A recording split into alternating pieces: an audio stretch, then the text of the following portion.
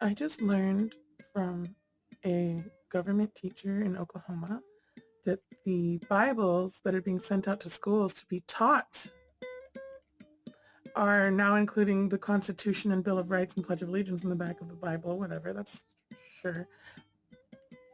But, and I do love our Constitution, but it's missing amendments like 11 on or through the 27th Amendment. It's just gone, including the 13th Amendment, which abolished slavery, and the 14th Amendment, which um, implies due process of law for all.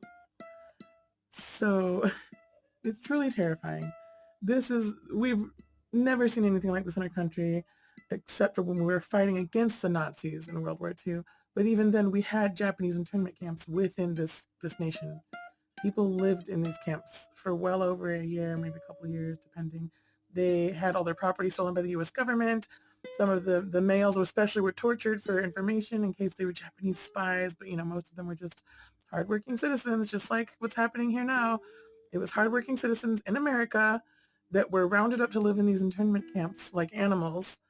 The difference between the concentration camps during the Holocaust and the internment camps on U.S. soil was that we still had some sort of processing, some sort of I still think it was a violation of human rights, but it was war. It was wartime. I guess I get it. I have a novel by the author. I met her. I spoke with her, based on the Camp Manzanar, in which a little girl had to leave California. Her father had a fishing business.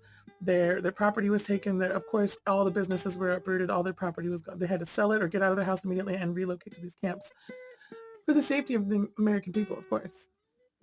And then, so this little girl was growing up in there. It got to the point where she was afraid to leave because she remembered all the hate groups that had formed against the Japanese at that time.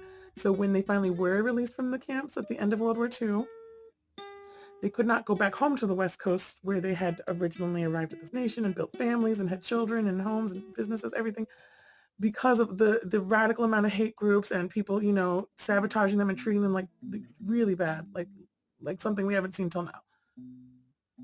Something like this hasn't happened since the 40s. The racism in America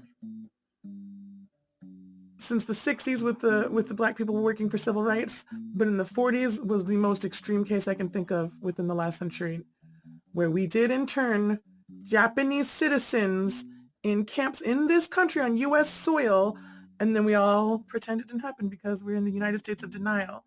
We're starting to wake up. Wake up if you haven't.